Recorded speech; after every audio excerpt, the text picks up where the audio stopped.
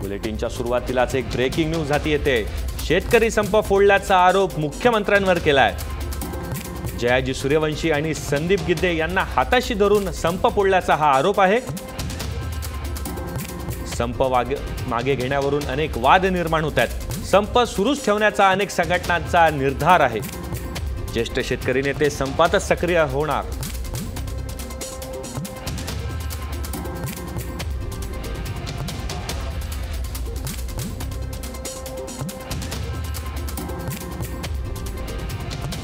या संदर्भात अधिक बोलण्यासाठी महाराष्ट्र वनचे कार्यकारी संपादक आशिष जाधव आपल्यासोबत आहेत। आशिष सर, हा जो शेतकरी संप आहे हा फोडल्याचा आता मुख्यमंत्र्यांवर आरोप होतोय आणि जयाजी सूर्यवंशी आणि संदीप गिद्दे यांना हाताशी धरून हा संप फोडल्याचा आरोप होतोय। आपली प्रतिक्रिया? अभिषेक, ज्या पद्धतीने काल मध्यरात्री मुख्यमंत्र्यांनी वर्षा बंगल्यावरती काही मोजक्या शेतकरी संघटनांच्या विविध संघटनांच्या प्रतिनिधींशी चर्चा केली, त्यामध्ये जयाजी सूर्यवंशी हे किसान क्रांतीचे आणि संदीप गिद्दे नामक एक उद्योजक पुढे होते आणि त्यांच्या माध्यमातून संप फोडल्याचा आरोप हा शेतकरी संघटनांच्या अनेक कार्यकर्त्यांमधून सध्या सोशल मीडियावरती होतो आहे। जयाजी सूर्यवंशी यांचं मूळ हे संघाशी संबंधित आहे। सध्या जयाजी सूर्यवंशी भाजपमध्येच आहेत। ते पैठणमध्ये विधानसभा निवडणूक लढवण्यास इच्छुक होते, भाजपकडे उमेदवारी मागत होते। नरेंद्र मोदींच्या एका कार्यक्रमात त्यांनी भाजपमध्ये प्रवेश केला होता। हे जयाजी सूर्यवंशी यांचं मूळ आहे। त्याचबरोबर ते सदाभाऊ खोत यांचे मित्र म्हणून सुद्धा मुख्यमंत्र्यांच्या जवळ होते।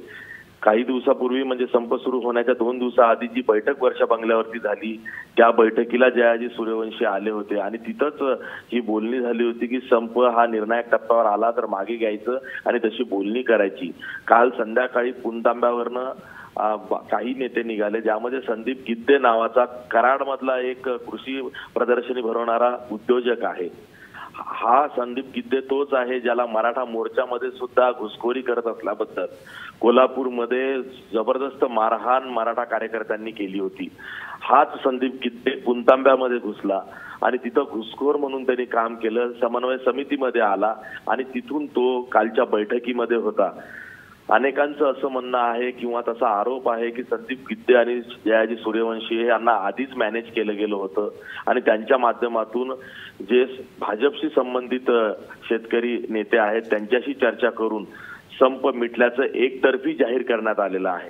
राजू शेट्टी असतील, रघुनाथदादा पाटील असतील, असे जे ज्येष्ठ शेतकरी नेते आहेत त्यांना मुख्यमंत्र्यांचा हा तोडगा मान्य नाहीये। मुख्यमंत्र्यांनी जे आश्वासन दिलेलं आहे ते राजू शेट्टी, रघुनाथदादा पाटील या ज्येष्ठ शेतकरी नेत्यांना ते मान्य नाहीये।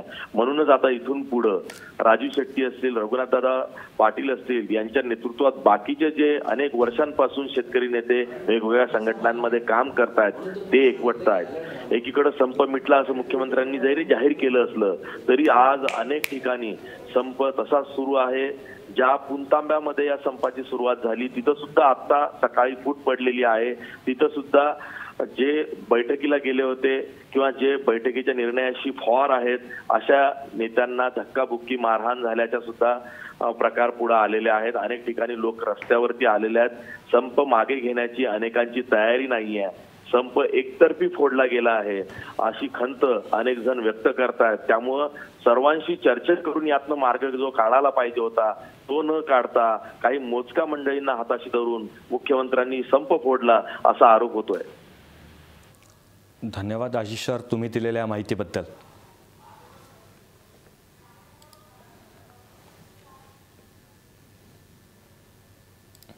आपण पाहू शकतो शेतकरी संप फोडल्याचा आता मुख्यमंत्र्यांवर आरोप होतोय, तर जयाजी सूर्यवंशी आणि संदीप गिद्दे यांना हाताशी धरून हा संप फोडल्याचा देखील आता आरोप होतोय।